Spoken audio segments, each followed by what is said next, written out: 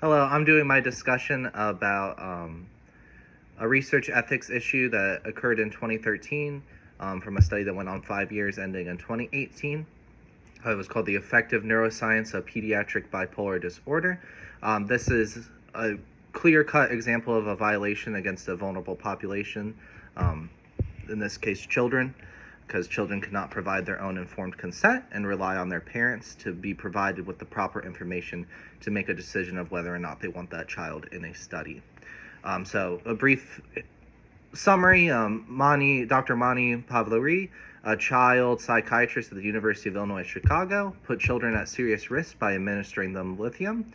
This was an issue because, according to the National Institute of Mental Health, these lithium can only be administered to children 13 years or older, and in this case, in her study, there were children as young as 10, so that is not good, as that violates norms and regulations from a regulatory body, so clearly a research ethics violation there. The parents would be the people that would provide the consent for the children, and they were not made aware that their children would be put at risk by being administered this drug. So again, children are a vulnerable population. We see a severe lack of research ethics here. Interestingly, the review board, upon investigating this, was revealed to have very lax oversight on her study, and actually seemed a little bit defensive when the state tried to take away Dr. Palveri's medical license, saying that they were not required to report her, which goes to show that there's still a lot of work to be done with review boards and whatnot, review boards and regulatory agencies.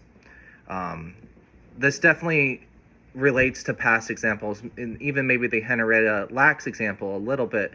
I mean, although Henrietta was not a child, actually her family was not informed of how her cells were being used in future experiments at Johns Hopkins.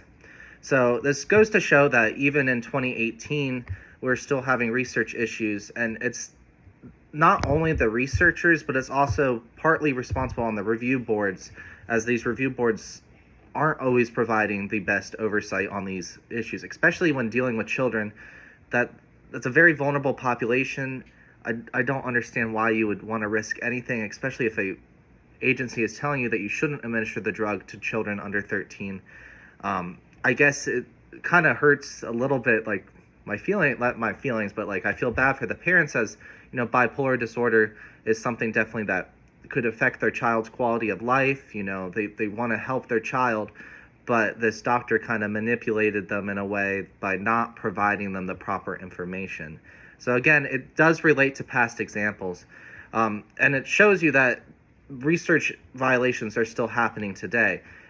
Interestingly, when you Google research violations, most things that pop up, Henrietta Lacks pops up, Nazi Germany, prisoner experiments in like the 70s and 80s, but this goes to show you that there's still research problems happening.